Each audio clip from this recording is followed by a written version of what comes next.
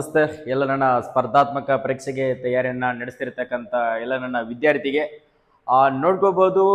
ಗ್ರಾಮ ಲೆಕ್ಕಾಧಿಕಾರಿ ಅಂತ ಚಂದ ವಿಒ ಅಂತ ಚಂದ 572 ಹುದ್ದೆಗಳನ್ನ ಕಾಲ್ಫರ್ಮ್ ಅನ್ನ ಮಾಡಿದ್ದಾರೆ. ಸೊ ಈ ಹುದ್ದೆಗಳ ಆಲ್ರೆಡಿ ಅಪ್ಲಿಕೇಶನ್ ಕೂಡ ಸ್ಟಾರ್ಟ್ ಆಗಿದೆ. ಸರ್ ಅರ್ಜಿ ಯಾರೆಲ್ಲ ಸಲ್ಲಿಸಬಹುದು? ಸರ್ 12ನೇ ತರಗತಿ ಮುಗಿದವರು ಕೂಡ ಅರ್ಜಿಗಳನ್ನ ಸಲ್ಲಿಸಬಹುದಾ? ಸರ್ ಇದು PUC ಪರ್ಸೆಂಟೇಜ್ ಮೇಲೆ ಇರುತ್ತಾ ಅಥವಾ ಇದಕ್ಕೂ ಕೂಡ ಎಕ್ಸಾಮ್ ಇರ್ತದ? ಸರ್ ಇದರಲ್ಲಿ ಯಾವುದೇ ತರಹಂತ ಫಿಸಿಕಲ್ ಟೆಸ್ಟ್ ಇರೋದಿಲ್ಲ.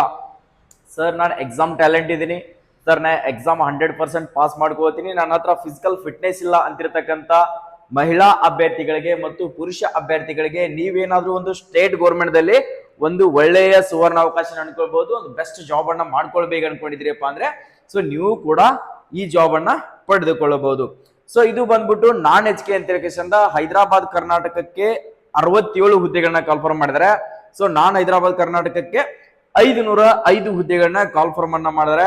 ಸೊ ಇದರಲ್ಲಿ ಬಂದ್ಬಿಟ್ಟು ಜಿಲ್ಲೆಗಳ ಹೆಸರು ಬೆಂಗಳೂರು ಆಯ್ತು, ಬೆಂಗಳೂರು ಗ್ರಾಮಾಂತರ, ಚಿತ್ರದುರ್ಗ, ಚಿಕ್ಕಬಳ್ಳಾಪುರ, ತುಮಕೂರು, ಶಿವಮೊಗ್ಗ, ಕೋಲಾರ ಇವೆಲ್ಲ ಜಿಲ್ಲೆಗಳ ಹೆಸರಿದಾವೆ. ಟೋಟಲಿ ಬಂದ್ಬಿಟ್ಟು 21 ಜಿಲ್ಲೆಗಳಿದಾವು. ಟೋಟಲಿ ಹುದ್ದೆಗಳ ಸಂಖ್ಯೆ 505. ನೆಕ್ಸ್ಟ್ ಅದರ ಜೊತೆಗೆ ಹೈದರಾಬಾದ್ ಕರ್ನಾಟಕ ಅಂತ ಹೇಳಿದಿಲ್ಲ. ಸೊ ಯಾವುದೇ ಒಂದು ಬೀದರ್ ಆಗಿರ್ಲಿ, ಗುಲ್ಬರ್ಗ ಆಗಿರ್ಲಿ ಅಂತ ವಿದ್ಯಾರ್ಥಿಗಳಪ್ಪ ಅಂದ್ರೆ ಕಲಬುರಗಿ, ಬೀದರು ಮತ್ತು ರಾಯಚೂರು ಇವ್ರಿಗೆ ಏನಪ್ಪಾ ಅಂದ್ರೆ 67 ಹುದ್ದೆಗಳಂತ ಹೇಳಿದ್ನಿಲ್ಲ. ಸೊ 67 ಹುದ್ದೆಗಳಿಗೆ ಇವ್ರು ಮಾತ್ರ ಅಪ್ಲಿಕೇಶನ್ ಹಾಕ್ಬೇಕಾಗತ್ತ. ಸೊ ನೀವೇನಾದ್ರೂ ಬಾಗಲಕೋಟೆ ಡಿಸ್ಟಿಕ್ ಆಯ್ತು, ನೆಕ್ಸ್ಟ್ ಧಾರವಾಡ ಆಯ್ತು, ಹುಬ್ಳಿ ಆಯ್ತು, ಸೊ ಬೀದರ್ ಆಯ್ತು, ಬೆಳಗಾವ್ ಆಯ್ತು, ಇಂಥ ವಿದ್ಯಾರ್ಥಿಗಳು ಇಲ್ಲಿ ಈ ಹುದ್ದೆಗಳಿಗೆ ಅವಕಾಶ ಇರೋದಿಲ್ಲ. ಇವ್ರು ಬಂದ್ಬಿಟ್ಟು ಯಾರಪ್ಪ ಅಂತಂದ್ರೆ ಕಲಬುರಗಿ, ಬೀದರ್, ರಾಯಚೂರು ವಿದ್ಯಾರ್ಥಿಗಳು ಮಾತ್ರ 67 ಹುದ್ದೆಗೆ ಅರ್ಜಿಗಳನ್ನ ಸಲ್ಲಿಸಬಹುದು. ಸೊ ಅವ್ರು ಬಂದ್ಬಿಟ್ಟು ನಮ್ಮ ಡಿಸ್ಟ್ರಿಕ್ಟ್ ನಲ್ಲಿ ಕಾಂಪಿಟೇಷನ್ ಅನ್ನ ಮಾಡಬಹುದು. ಓಕೆ, ಇಲ್ಲಿ ನೋಡ್ಕೊಡ್ರಿ ಸರ್, ಇದಕ್ಕೆ PUC ನಿಮ್ದು ಯಾರಾದ್ರೂ ಆರ್ಟ್ಸ್ ಆಗಿರಲಿ, ಸೊ ಕಾಮರ್ಸ್ ಆಗಿರಲಿ, ಸೈನ್ಸ್ ಆಗಿರಲಿ, ಅದರ ಜೊತೆಗೆ ಡಿಪ್ಲೊಮಾ ವಿದ್ಯಾರ್ಥಿಗಳು ಕೂಡ ಜಸ್ಟ್ 10th ಪಾಸ್ ಆಗಿದ್ರೆ ಯಾವುದೇ ತರದಂತ ಪರ್ಸೆಂಟೇಜ್ ಕೂಡ ಬೇಕಾಗಿಲ್ಲ. PUC ಪಾಸ್ ಆಗಿರ್ತಕ್ಕಂಥ ಅಭ್ಯರ್ಥಿಗಳು ಅರ್ಜಿಗಳನ್ನ ಸಲ್ಲಿಸಬಹುದು. ನೀವೇನಾದ್ರೂ ಡಿಪ್ಲೊಮಾ 3 ವರ್ಷ ಏನಾದ್ರೂ ಕಂಪ್ಲೀಟ್ ಆಗಿದ್ರಪ್ಪ ಅಂದ್ರೆ ಅಂತ ವಿದ್ಯಾರ್ಥಿಗಳು ಕೂಡ ಅರ್ಜಿಗಳನ್ನ ಸಲ್ಲಿಸಬಹುದು. ಅದರ ಜೊತೆಗೆ ಸರ್ ನನ್ನ ITI ಮುಗಿದಿದೆ ಸರ್ ನಾನು ಅಂತಿರ್ತಕ್ಕಂಥ ವಿದ್ಯಾರ್ಥಿಗಳು ಅದು PUC ತತ್ಸಮಾನ ಬರುತ್ತೆ. ಸೊ ಅದಕ್ಕೂ ಕೂಡ ಅವರು ಕೂಡ ಅಪ್ಲಿಕೇಶನ್ ಗಳನ್ನ ಸಲ್ಲಿಸಬಹುದು.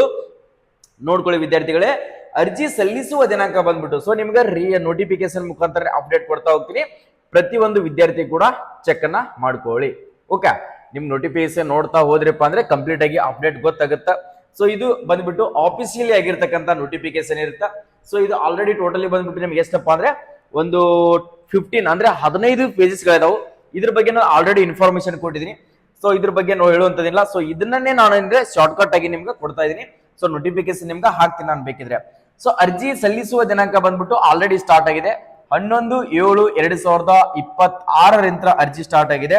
ಸೊ ಕೊನೆಯ ದಿನಾಂಕ ಬಂದ್ಬಿಟ್ಟು 30/7/2026 ಅಪ್ಲಿಕೇಶನ್ ಡೇಟ್ ಕೂಡ ಕ್ಲೋಸ್ ಆಗುತ್ತಾ. ಇದು ಬಂದ್ಬಿಟ್ಟು ವಿದ್ಯಾರ್ಥಿಗಳು ನೋಡ್ಕೋಬಹುದು ಆನ್ಲೈನ್ ಮುಖಾಂತರನೇ ಅಪ್ಲಿಕೇಶನ್ ಅನ್ನ ಸಲ್ಲಿಸಬೇಕಾಗುತ್ತೆ. ಅದು ಆನ್ಲೈನ್ ಮುಖಾಂತರನೇ. ಸೊ ಅಕಸ್ಮಾತ್ ನೀವು ಅಪ್ಲಿಕೇಶನ್ 30ನೇ ತಾರೀಕು ಹಾಕ್ತೀರಿ, ಫೀಸ್ ಏನಾದ್ರು ಕಟ್ಟಕ್ಕಾಗಲಿಲ್ಲಪ್ಪ ಅಂದ್ರೆ ಸೊ ನೀವು 31ನೇ ತಾರೀಕು ಮಟನು ಕೂಡ ನೀವು ಕಟ್ಕೊಳ್ಬಹುದು. ಸೊ ಈಗ ಅಪ್ಲಿಕೇಶನ್ ಹಾಕ್ತೀರಿ, ಅಪ್ಲಿಕೇಶನ್ ಹಾಕಿದ ಮೇಲೆ ನಿಮ್ಮ ಅಡ್ಮಿಟ್ ಕಾರ್ಡ್ ರಿಲೀಸ್ ಮಾಡ್ತಾರೆ. ಸೊ ಅಂದ್ರೆ ಎಕ್ಸಾಮ್ 2 ಇರ್ತಾವ, ಪತ್ರಿಕೆ 1 ಪತ್ರಿಕೆ 2 ಅಂತ. ಸೊ 2 ಎಕ್ಸಾಮ್ಗಳು ಯಾವಾಗ ನಡೀತಾವ ಅನ್ನೋದನ್ನು ಕೂಡ, ಯಾವಾಗ ನಡೆಸ್ತೀವಿ ಅನ್ನೋದನ್ನು ಕೂಡ ಡೇಟ್ ಅನ್ನ ಕೊಟ್ಟಿದ್ದಾರೆ. ಸೊ ಡೇಟ್ ಅನ್ನ ನೋಡ್ಕೊಡ್ರಿ. ಸೊ ಹೈದರಾಬಾದ್ ಕರ್ನಾಟಕದವರು, ಸೊ ಹೈದರಾಬಾದ್ ಕರ್ನಾಟಕ ವಿದ್ಯಾರ್ಥಿಗಳು ಯಾವಾಗಿದಾವಪ್ಪ ಅಂತಂದ್ರೆ ಎಕ್ಸಾಮ್. ಸೊ ಹೈದರಾಬಾದ್ ಕರ್ನಾಟಕ ವಿದ್ಯಾರ್ಥಿಗಳು 25/10/2026 ಬೆಳಿಗ್ಗೆ 10:30 ಫಸ್ಟ್ ಎಕ್ಸಾಮ್ ಇದೆ. ಸೆಕೆಂಡ್ ಎಕ್ಸಾಮ್ ಬಂದ್ಬಿಟ್ಟು ಅವತ್ತೇ 25/10/2026 ಸೊ ಮಧ್ಯಾಹ್ನ 2:30 ಅಂತ ಹಿಡಿದು 4:30 ಮಟ ಹೈದರಾಬಾದ್ ಕರ್ನಾಟಕದವ್ರದಿದೆ. ಸೊ ನಾನ್ HK ದವ್ರದ್ದು ನೋಡ್ಕೊಡ್ರಿ. ಫಸ್ಟ್ ಎಕ್ಸಾಮ್ ಯಾವಾಗಿದೆಪ್ಪ ಅಂದ್ರೆ 4/10/2026 ಯಾವಾಗಪ್ಪ ಅಂದ್ರೆ 4/10/2026 ಸೊ ನಿಮ್ದು 10:30 ಅಂತ ಹಿಡಿದು 12:30 ಎಕ್ಸಾಮ್ ಇರುತ್ತೆ. ಎರಡನೇ ಎಕ್ಸಾಮ್ ಬಂದ್ಬಿಟ್ಟು ಅವತ್ತೇ ಡೇಟು 4/10/2026 ಮಧ್ಯಾಹ್ನ 2:30 ಅಂತ ಹಿಡಿದು 4:30 ನಿಮ್ಮ ಎಕ್ಸಾಮ್ ಅನ್ನ ಕಂಡಕ್ಟ್ ಮಾಡ್ತಾರೆ. ಸೊ ಇದಕ್ಕೆ ಅಪ್ಲಿಕೇಶನ್ ಫೀಸ್ ಬಂದ್ಬಿಟ್ಟು ನೋಡ್ಕೊಡ್ರಿ ವಿದ್ಯಾರ್ಥಿಗಳೇ. ಸೊ ನೀವೇನಾದ್ರೂ ಸಾಮಾನ್ಯ ವಿದ್ಯಾರ್ಥಿಗಳಾಗಿದ್ರೆ 2A 2B 3A 3B ಆಗಿದ್ರೆ 750 ರೂಪಾಯಿ ನಿಮ್ಗೆ ಅಪ್ಲಿಕೇಶನ್ ಫೀಸ್ ಇರುತ್ತೆ. ಎಷ್ಟು? 750 ಅಪ್ಲಿಕೇಶನ್ ಫೀಸ್ ಇರುತ್ತೆ. ಪರಿಶಿಷ್ಟ ಜಾತಿ, ಪರಿಶಿಷ್ಟ ಪಂಗಡ ಪ್ರವರ್ಗವನ್ನು ಮಾಜಿ ಸೈನಿಕರು ಅಥವಾ ನೆಕ್ಸ್ಟ್ ವಿಕಲಚೇತನ ಅಭ್ಯರ್ಥಿಗಳಿಗೆ 500 ರೂಪೀಸ್ ನಿಮ್ಗೆ ಅಪ್ಲಿಕೇಶನ್ ಫೀಸ್ ಕೂಡ ಇರ್ತದೆ. ಎಷ್ಟು? 500 ನಿಮ್ಗೆ ಅಪ್ಲಿಕೇಶನ್ ಫೀಸ್ ಕೂಡ ಇದರಲ್ಲಿ ಇರ್ತದ. Okay, so first of all application fees ಬಗ್ಗೆ ತಲೆ ಕೆಡ್ಸ್ಕೊಬೇಡ್ರಿ, ಅರ್ಜಿಯನ್ನ ಸಲ್ಲಿಸಕ ಸ್ಟಾರ್ಟ್ ಮಾಡ್ಕೊಡ್ರಿ. ಜಾಬ್ ಸಿಕ್ಕಾದ್ಮೇಲೆ ಅದೇ ನಿಮ್ಮ ಫೀಸು ವಾಪಸ್ ಬರ್ತದ. ಸಾಮಾನ್ಯ ಅಭ್ಯರ್ಥಿಗಳಿಗೆ ಹೇಳಿದೀನಿ ನಾನು, ಸೊ 750 ಇರ್ತದ. ಸೊ ಇನ್ನು ಉಳಿದಿರ್ತಕ್ಕಂಥ ವಿದ್ಯಾರ್ಥಿಗಳಿಗೆ 500 ರೂಪೀಸ್ ಅಪ್ಲಿಕೇಶನ್ ಫೀಸ್ ಇರ್ತದ. ಸೊ ನೆಕ್ಸ್ಟ್ ಆದಾದ ನಂತರ ಸರ್ ವಯಸ್ಸು ಎಷ್ಟಿರ್ಬೇಕಾಗಿತ್ತ? ಸೊ ನಿಮ್ಮ ವಯಸ್ಸು ನೋಡ್ಕೊಡ್ರಿ, 18 ವಯಸ್ಸಿನಿಂದ ಹಿಡಿದು ಸೊ 40 ಏಜ್ ಇರ್ತಕ್ಕಂಥ ಅಭ್ಯರ್ಥಿಗಳು ಸಲ್ಲಿಸಬಹುದು. ನೆಕ್ಸ್ಟ್ ಅಕಸ್ಮಾತ್ 2A 2B 3A ಮತ್ತು 3B ವಿದ್ಯಾರ್ಥಿಗಳು 43 ಏಜ್ ಇರ್ತಕ್ಕಂಥವ್ರು ಸಲ್ಲಿಸಬಹುದು. ಪರಿಶಿಷ್ಟ ಜಾತಿ ಪರಿಶಿಷ್ಟ ಪಂಗಡ ಪ್ರವರ್ಗವನ್ನಿದ್ದವರು 45 ಏಜ್ ಮಟ್ಟ ಇರ್ತಕ್ಕಂಥವ್ರು ಕೂಡ ಅಪ್ಲಿಕೇಶನ್ ಗಳನ್ನ ಸಲ್ಲಿಸಬಹುದು. ನೋಡ್ಕೊಡ್ರಿ. ಅದರ ಜೊತೆಗೆ ಸರ್ ಪರೀಕ್ಷಾ ವಿಧಾನ ಎಕ್ಸಾಮ್ ಪ್ಯಾಟರ್ನ್ ಏನ್ ಇರ್ತದ? ಪ್ಯಾಟರ್ನ್ 1ನೇ ಎಕ್ಸಾಮ್ ಬಂದ್ಬಿಟ್ಟು ಜನರಲ್ ನಾಲೆಜ್ ಅಂತ 100 ಮಾರ್ಕ್ಸ್ ಇರ್ತದೆ. ಸೊ ಪೇಪರ್ 2 ಬಂದ್ಬಿಟ್ಟು ಕಮ್ಯುನಿಕೇಶನ್ 100 ಮಾರ್ಕ್ಸ್ ಇರ್ತದೆ. ಒಟ್ಟು 200 ಅಂಕಗಳು ನಿಮ್ಮ ಎಕ್ಸಾಮ್ ಅನ್ನ ಕಂಡಕ್ಟ್ ಮಾಡ್ತಾರೆ. 200 ಇರುತ್ತೆ. ನೆಗೆಟಿವ್ ಬಂದ್ಬಿಟ್ಟು 0.25 ನೆಗೆಟಿವ್ ಕೂಡ ಇರ್ತದೆ. ಈ ಎಕ್ಸಾಮಿಗೆ ನಿಮ್ಗೆ ನೋಡ್ಕೋಬಹುದು 0.25 ಎಕ್ಸಾಮ್ ನಲ್ಲಿ ನೆಗೆಟಿವ್ ಕೂಡ ಇರುತ್ತೆ. ಸೊ ಅದನ್ನ ನೋಡ್ಕೊಂಡ್ಬಿಟ್ಟು ಎಕ್ಸಾಮ್ ಅನ್ನ ಬರೀರಿ. ಓಕೆ, 0.25 ಎಕ್ಸಾಮ್ ನಲ್ಲಿ ನೆಗೆಟಿವ್ ಇರ್ತದ.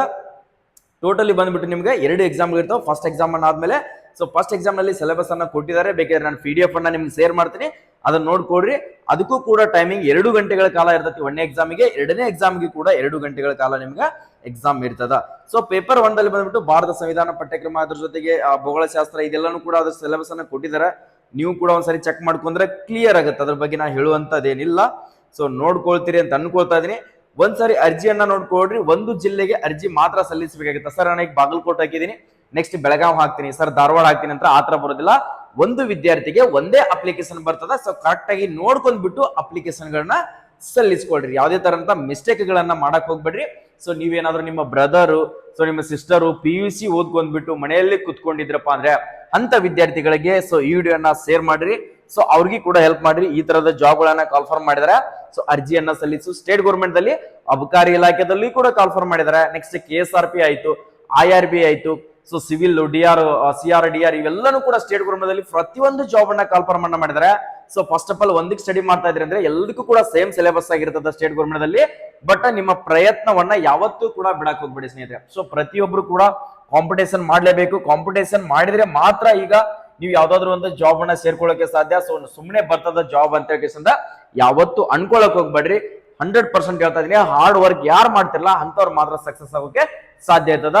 ಸೊ ಇದೇ ತರನಾಗಿ ಸ್ಟೇಟ್ ಗೌರ್ಮೆಂಟ್ ಆಗಿರಲಿ, ಸೆಂಟ್ರಲ್ ಗೌರ್ಮೆಂಟ್ ಆಗಿರಲಿ, ಪ್ರೈವೇಟ್ ಜಾಬೇ ಕಾಲ್ಫಾರ್ಮ್ ಮಾಡಿರಲಿ, ಪ್ರತಿ ಒಂದು ಅಪ್ಡೇಟ್ಗಳು ಇನ್ಫಾರ್ಮೇಶನ್ಗಳು ಬೇಕಾಗಿತ್ತಪ್ಪ ಅಂದ್ರೆ ನಾವು ಕೊಟ್ಟಿರ್ತಕ್ಕಂಥ ಮಾಹಿತಿ ನಿಮ್ಗೆ ಇಷ್ಟ ಆಗಿತ್ತು ಅಂದ್ರೆ ಸೊ ಒಂದು ಲೈಕ್ ಬಟನ್ ಮೇಲೆ ಕ್ಲಿಕ್ ಮಾಡಿ ಲೈಕ್ ಮಾಡ್ಕೊಡ್ರಿ. ಸೊ ಈ ವಿಡಿಯೋನ ಪ್ರತಿಯೊಂದು WhatsApp group, Telegram ID, Instagram ID ನಿಮಗೆ ಹೆಲ್ಪ್ ಆಗ್ಲಿಲ್ಲ ಅಂತಂದ್ರೆ ನಿಮ್ಮ ಬ್ರದರ್ ಯಾರಾದ್ರೂ ನಿಮ್ಮ ಸ್ನೇಹಿತರು ಇದ್ರಪ್ಪ ಅಂದ್ರೆ ಅವ್ರಿಗೆ ಆದ್ರೂ ವಿಡಿಯೋನ ಶೇರ್ ಮಾಡಿದ್ರೆ ಅವ್ರಾದ್ರೂ ಅರ್ಜಿಯನ್ನ ಸಲ್ಲಿಸ್ತಾರೆ.